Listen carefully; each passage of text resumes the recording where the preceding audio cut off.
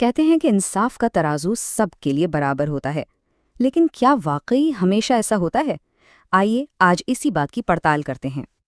یہ ایک بنیادی سوال ہے اور اسی سوال کی روشنی میں ہم کراچی کی ایک عدالت کے 2 ایسے حیران کن فیصلوں کا جائزہ لیں گے جہاں لگتا ہے کہ قانون کی تشریح 2 بالکل مختلف طریقوں سے کی گئی۔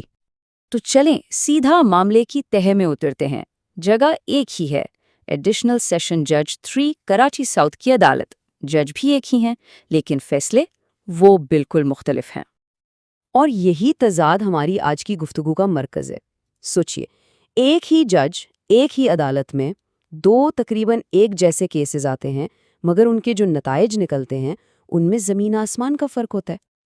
تو آئیے سب سے پہلے کیس نمبر 1 پر نظر ڈالتے ہیں۔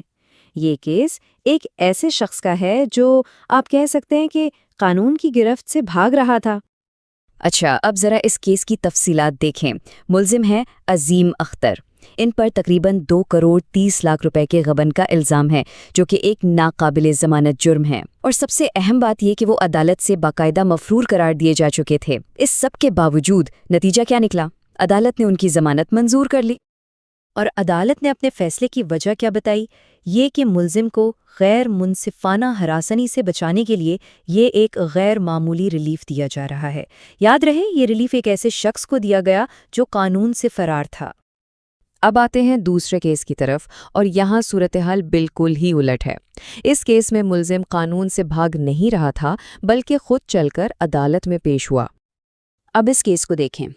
عدنان تسلیم پر صرف 8 لاکھ روپے کے ایک قابل ضمانت کیس میں ملوث ہونے کا الزام تھا۔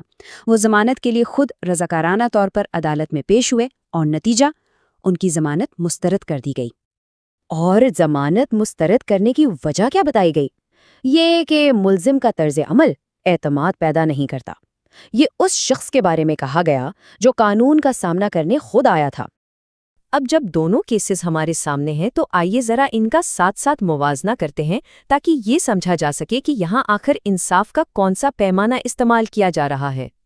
سب سے پہلے FIR درج کروانے میں تاخیر کا معاملہ دیکھتے ہیں۔ پہلے کیس میں جہاں 2 کروڑ 30 لاکھ کا الزام تھا، وہاں 1 سال کی تاخیر کو مشکوک کہا گیا۔ لیکن دوسرے کیس میں جہاں 8 لاکھ کا دعویٰ تھا، وہاں 4 سال کی تاخیر کو فطری قرار دے دیا گیا، جبکہ عدالتی ریکارڈ میں اسے غلطی سے صرف 5 دن لکھا گیا۔ یہاں ایک اور حیران کن تضاد ہے۔ جو شخص قانون سے بھاگا اسے غیر معمولی ریلیف دے کر ضمانت مل گئی، اور جو شخص خود قانون کے سامنے پیش ہوا اسے یہ کہہ کر جیل بھیج دیا گیا کہ اس کا رویہ قابل اعتماد نہیں ہے۔ یعنی ایک کو فرار پر انعام، دوسرے کو حاضری پر سزا۔ اور شاید سب سے بڑا تضاد تو یہ ہے، ایک سنگین ناقابل ضمانت جرم یعنی غبن کے کیس میں ضمانت منظور ہو گئی، جبکہ ایک نسبتاً کم سنگین قابل ضمانت جرم یعنی دھوکہ دہی کے کیس میں ضمانت مسترد کر دی گئی۔ ایسا لگتا ہے کہ یہاں قانون کے بنیادی اصول ہی الٹ دیے گئے ہیں۔ تو ان تمام حقائق کو مد نظر رکھتے ہوئے یہ سوال تو اٹھتا ہے کہ کیا یہ فیصلے عدالتی نظام کی ساخت کو مضبوط کر رہے ہیں یا کمزور؟ تو اس سارے تجزیے کا خلاصہ کیا ہے؟ یہی کہ حقائق کو غلط درج کیا گیا، قانون سے بھاگنے والے کو ریلیف ملا اور قانون کی پاسداری کرنے والے کو سزا۔ ظاہر ہے اس طرح کے فیصلے لامحالہ طور پر عدلیہ پر عوام کے اعتماد کو ٹھیس پہنچاتے ہیں۔ اور آخر میں ہم آپ کو اسی سوال کے ساتھ چھوڑے جاتے ہیں جو اس پورے معاملے سے ابھرتا ہے۔ کیا یہ محض جج کی ثوابدید کا استعمال ہے، یا پھر یہ عدالتی امتیاز کی ایک